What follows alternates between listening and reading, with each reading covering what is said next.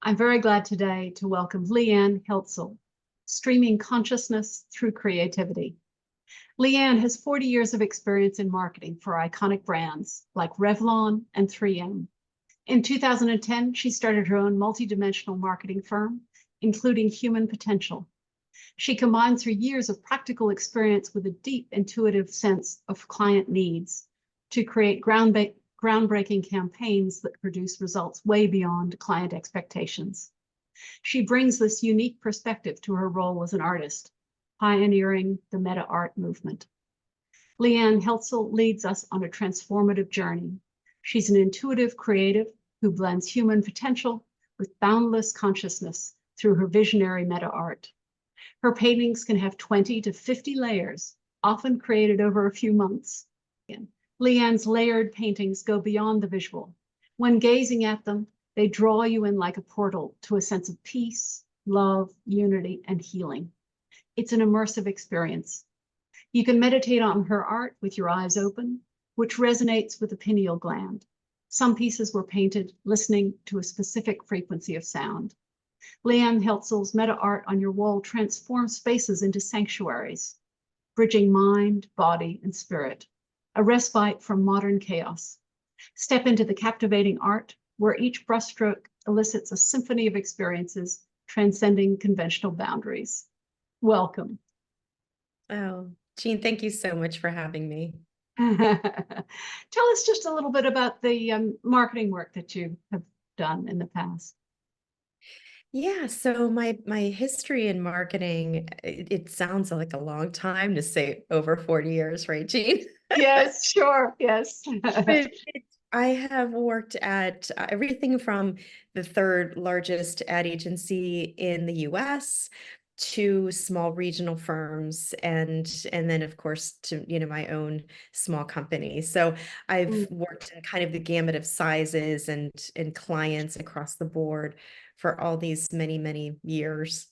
Yes, I guess I was curious when we met, since I've worked in marketing as well, and thinking, oh, okay, how has someone else had that journey between marketing and art? And what was your journey like? Yeah, what drew you from marketing into art? What or was that always there for you?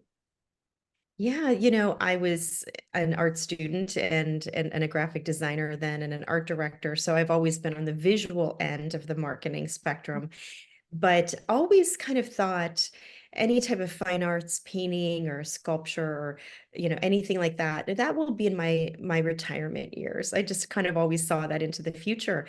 But when I started Creative One and brought in the intuitive piece, um, it just naturally took me on a path to working differently with my marketing clients, working with them in that intuitive space. And that's how the paintings actually came in.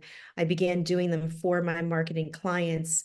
So they had these portals to meditate with, to take them back into that very expansive state of pure potential that we were working on during the retreats. That's really the nature of my work, is stepping into that space of pure potential, and so that we can see, like, there doesn't even exist a box to get outside of in these experiences that I do with clients. And so it was really clear that there needed to be something in physical form that was representative of where we were spending our time. So that's where the paintings came in initially. Okay, yes, certainly in marketing, you can get very caught up in deadlines and production and writing briefs and a lot of technical, tangible stuff, and forget about really opening up to the possibilities and connecting with customers in very different ways. And it sounds like you're really going into connecting with customers in very different ways. Absolutely. And really, of course, it starts with the company, right? It starts with the culture within the company, and really making sure. I think that marketing is really shifting. It's becoming more and more and more authentic. people can see through a brand if it's all just kind of smoke and mirrors. That wasn't the case, 20, 30 years ago. And so you really have to speak and walk your truth. And so really taking my marketing clients through that process of really understanding what is their heart's desire? Why did they start this brand? What is their mission in the world with it?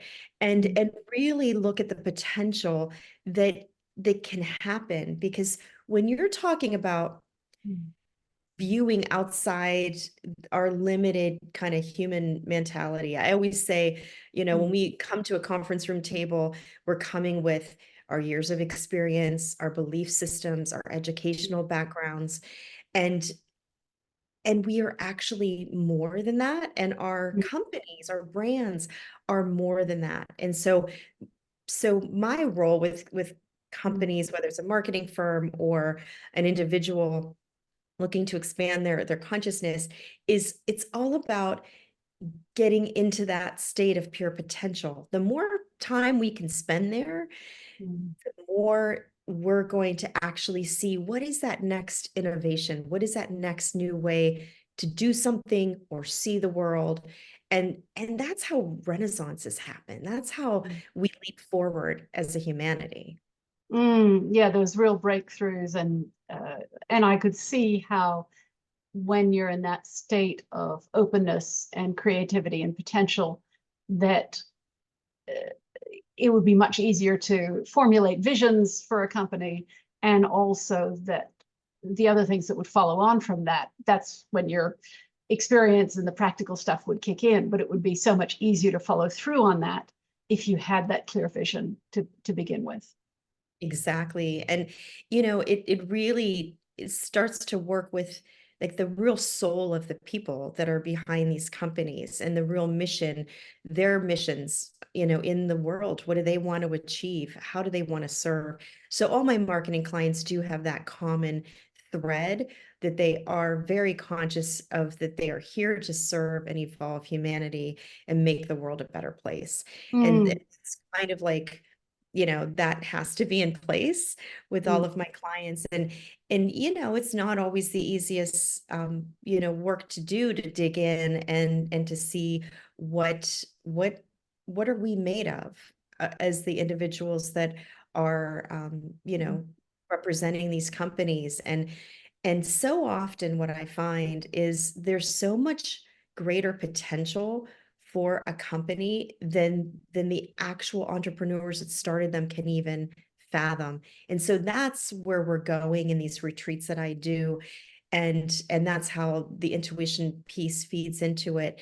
So it's invigorating for everyone.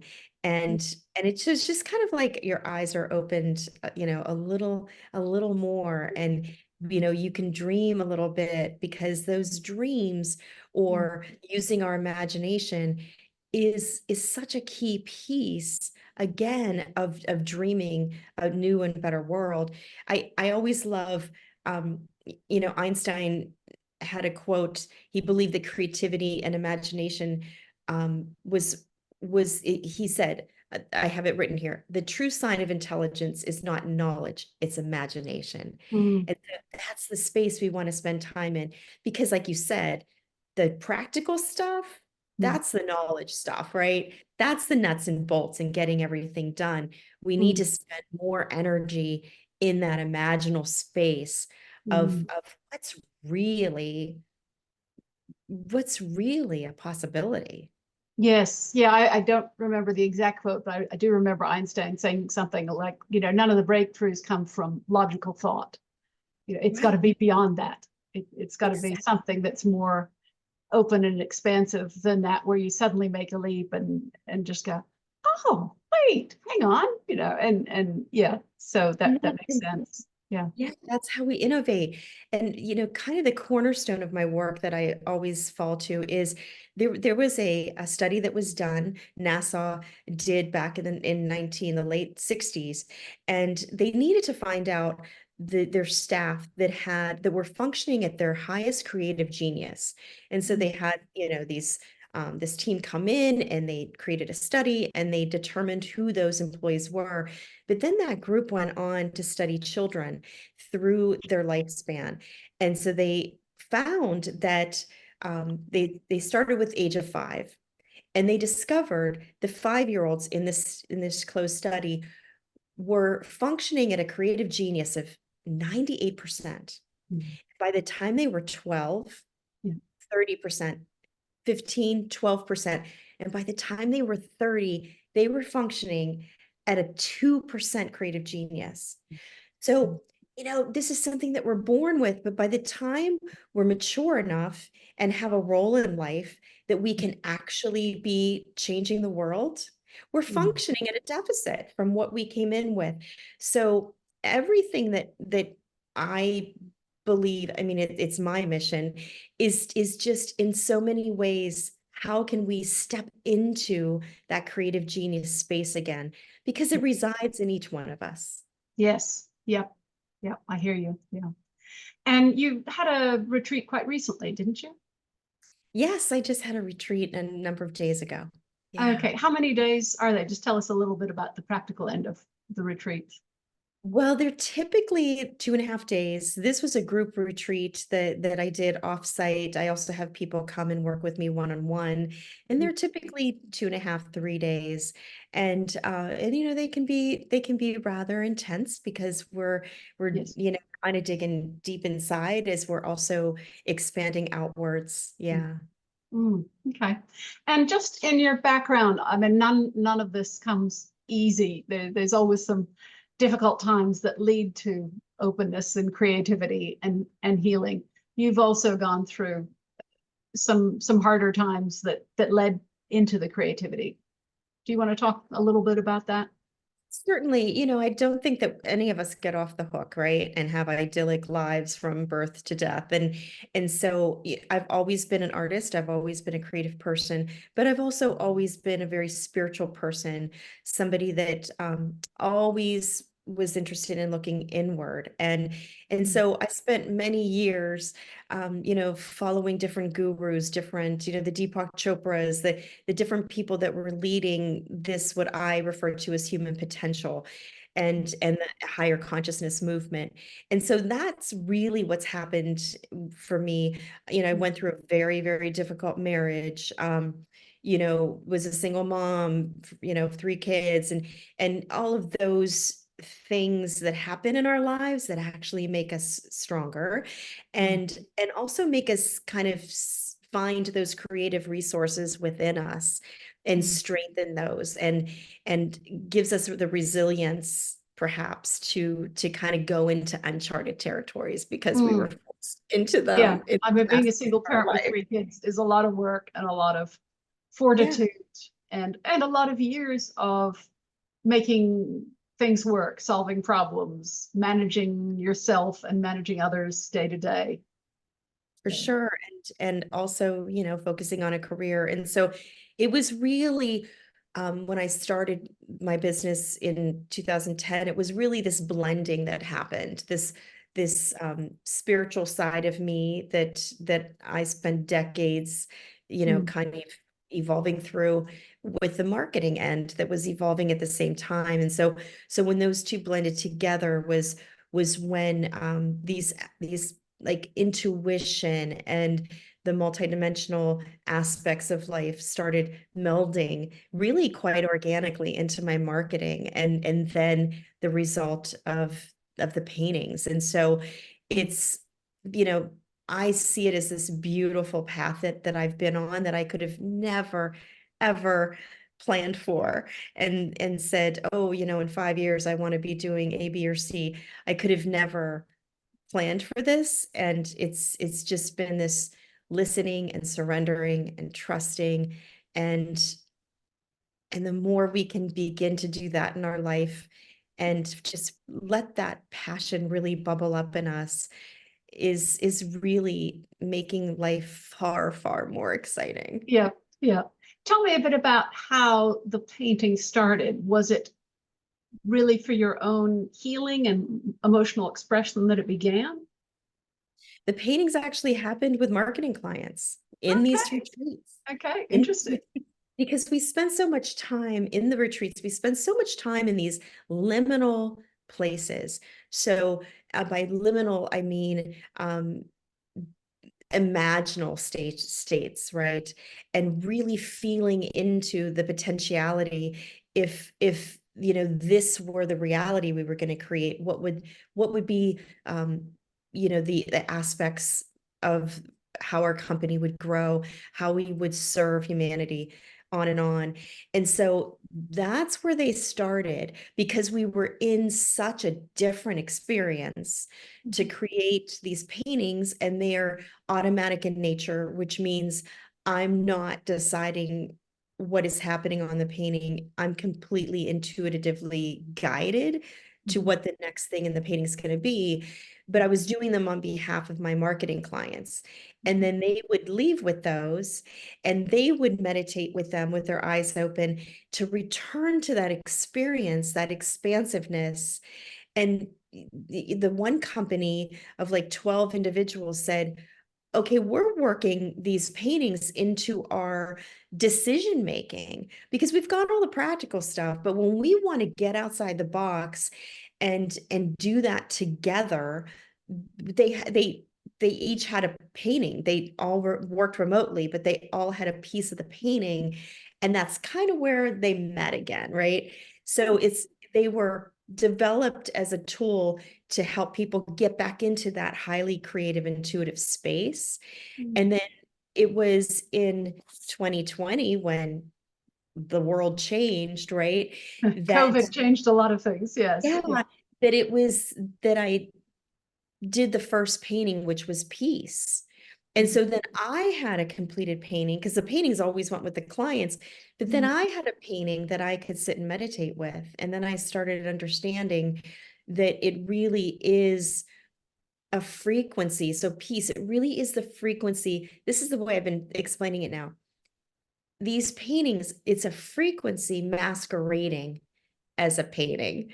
So by engaging with it, just by opening your eyes and focusing on it, allows that frequency to engage with us into our inner self. And so, people will say, I feel like every cell in my body is vibrating peace. And because everything is energy, everything is frequency. And the more science and, is kind of coming to that understanding through, these quantum concepts, that um, that we're engaging with frequencies every second of our day, but to do so intentionally and Mm. with specific frequencies that we need now in the world more than ever. It's a very, very simple process. Yeah, I guess I was really intrigued seeing your artwork and sort of staring into it and finding that I felt like I was going into a state of flow and uh, an openness, or that there was a genuine shift in just gazing and hanging out in that space, and that intrigued me. And I was like, okay, what's going on there? It feels quite tangible, and yeah, Yeah. really, really beautiful, and that intrigued me to explore that and to find out more. And I also love that you said, I can't draw a straight line, because some people come to my workshops and say, but I can't draw a straight line. I can't possibly do art. And it's like, oh my goodness, there's so many kinds of art where you don't have to draw a straight line. You don't have to do perspective. There's so many ways that creativity can open new pathways in the brain. Absolutely. It increases the elasticity in our brain. It creates new neurons. There's so many benefits to it. And that's kind of a thing that really gets me, right? Because yeah, I went to art school. These paintings have nothing to do with any of my artistic training, because they are completely guided by intuition. So I'm not sitting there saying, oh, I better not mix those two colors together because that's going to make a yucky color, because I'm going to do what my intuition is guiding me to do. And I'm always surprised. I'm always the one going, oh my goodness, that Mm. looks so cool. So, it's this thing that we're entrained with as children, stay within the lines, don't mix those colors together, or, oh, well, Jimmy, he's the one that's the artist in the class, like there's this simple thing of the creative process of putting colors on a canvas, or, for some people, it might be movement or making music that we really get conditioned out of at a very young age. So to me, just stepping into that allowance to create bridges that gap for people to get back into that creative genius that they were actually born with. So it's within us. The Mm, paintings work very subtly. The mm, paintings can move, they'll spin, they'll go three-dimensional, the colors can change. There can be deceased loved ones that their faces come through and give people messages of love. Anything can happen. And you had mentioned it in the intro, but the frequency is going through our retina to our hypothalamus directly to our pineal gland. And the pineal gland controls and regulates our sleep patterns, our ability to self-regulate, mm, but it's also considered to be the seat of the soul. It's mm, also considered to be that physical piece within our brain that is our connection to the divine.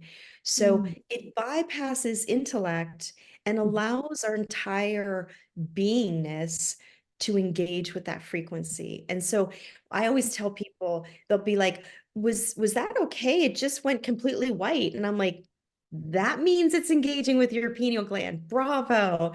And so that's always um, surprising to me and joyful to me when I hear the stories of how these paintings really serve.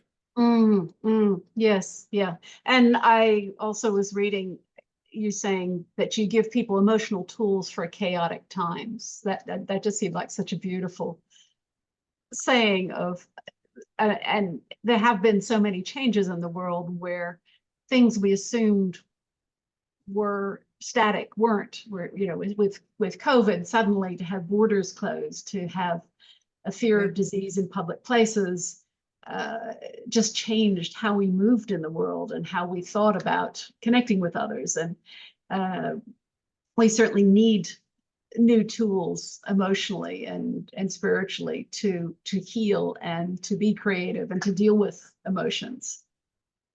Absolutely. And another thing too that I'm just understanding more and more is we hear a lot about that we're evolving, right? We're Mm, evolving as humanity.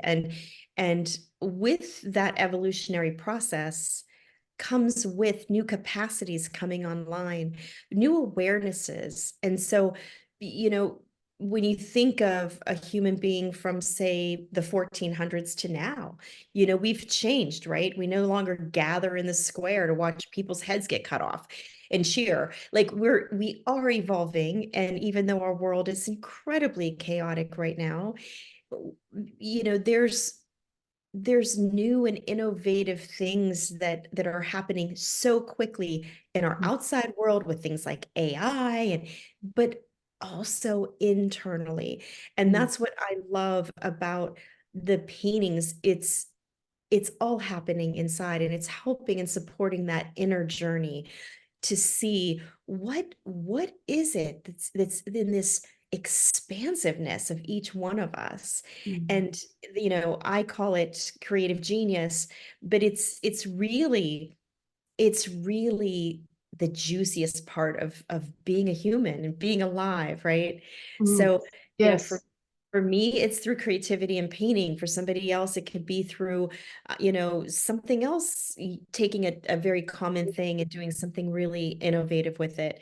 So it does lie within all of us. And all we Mm, need to do is spend time in that expansive space, and then trust and surrender. beautiful. Oh, lovely. Now, where are you in the United States? So I'm in Pennsylvania. Okay. Yep. I do quite a bit of traveling all over the US, but I am. I'm grounded in Pennsylvania. Okay, gosh, got you. Okay. And how can people engage with you? Yeah, so I have a website, which is my name, leonheltzel.com, and I'm sure you'll put that somewhere for people to Sure. access. Yeah. And I'm on Instagram and Facebook, and I'm a fairly private person, so there's not a ton of stuff on there, but mainly my website and through social media. Great. Okay. Anything else you'd like to add? No, other than just to thank you again. This has been such a lovely conversation, and thank you so much for having me. Oh, you're very welcome. I really enjoyed the conversation and just to see your art and to hear more about your journey. So thank you very much. Have a wonderful day.